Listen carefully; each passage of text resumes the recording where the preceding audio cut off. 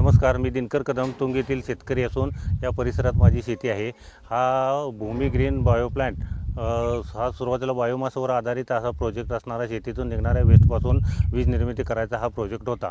पण काही कालावधीनंतर यात बायोमास बंद करून 100% प्लास्टिक पुणे नगरपालिकेतून आणून इथं 100% प्लास्टिक जाळलं जातं। हा 10 मेगावॉटचा प्रोजेक्ट असून याच्यात इतकी वीज निर्माण होत नाही, तर इतकी वीज त्याच्यात निर्माण होत नाही, कारण याच्यापासून येणारं हे प्लास्टिक हे ओलसर आणि पूर्ण 100% प्लास्टिक असून याच्यात इतर मटेरियल कुठलंही नसल्यामुळं आणि हे प्लास्टिक जळत नाही, तर हे 25% जळून राहिलेलं 75% वेस्टेज निघतं आणि हे वेस्टेज इतर शेतात आणि परिसरात पडल्यामुळं याची दुर्गंधी आणि याच्यातून निर्माण होणारे गॅसेस शेतीतून बायोमास प्लांटमधून निघणारी राख ही राख पिकावर बसून पिकांचं अतोनात नुकसान होतं।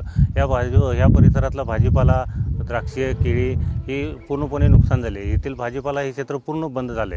तर त्यापासून प्लॅस्टिकचे सूक्ष्मकण जमिनीमध्ये मिसळून जमीन आता नापीक बनत आहे आणि पिकावरती याची राख पडून प्रकाश संश्लेषण पिकाचं बंद होऊन हे पिकाचं उत्पादन घटलेलं आहे। तर आत्ता हा प्लॅन्ट जो आहे तो पूर्णपणे बंद करावा ही मागणी आहे। याच्यापासून शेतकऱ्यांना अंगाला खाज उठणे, श्वसनाचे विकार, त्वचेचे विकार हे निर्माण झालेले आहेत आणि ह्यातून निघणारा धूर हा जवळपास 10 ते 15 किलोमीटरपर्यंत जवळपासच्या 7 ते 8 खेड्यामध्ये गावामध्ये जातो। तर याचा त्रास हा परिसरातील सर्वांना होत आहे आणि हा प्लॅन्ट पूर्णपणे बंद करावा अशी वाटते। भूमी ग्रीन एनर्जी प्रायव्हेट लिमिटेड ही कंपनी कचऱ्यापासून वीज निर्मिती करते। ही कंपनी सत्ताधारी भाजप पक्षाचे आमदार योगेश टिळेकर यांच्या बंधूंची आहे। यांना बायोमासपासून वीज निर्मिती करायची परवानगी आहे, मात्र हे प्लास्टिकपासून वीज निर्मिती करत आहेत।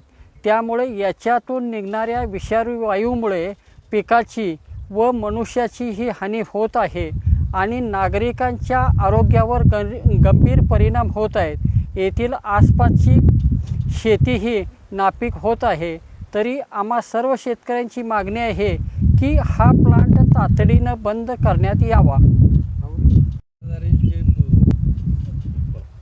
या ठिकाणी या कारखान्यामध्ये प्लॅस्टिकपासून वीज निर्मिती होत असते आणि याच्या विषारी वायूमुळे मानवीचं तसेच शेती नुकसान होत आहे आणि आम्ही गेल्या 5-6 वर्ष झाले यासाठी प्रयत्न करीत आहे, परंतु प्रदूषण मंडळ याबाबत कोणतीही दखल आमची घेतली जात नाही आणि वरिष्ठ म्हणजे कोणत्या तरी वरदहस्ताच्या ह्याच्यामुळे या ठिकाणी आमच्या सर्व शेतकऱ्यांचे आसपासच्या सर्व गावातील ग्रामस्थांचे प्रचंड प्रमाणात मनुष्यहानी आणि त्याचबरोबर शेती पिकाचं प्रचंड नुकसान झालेलं आहे।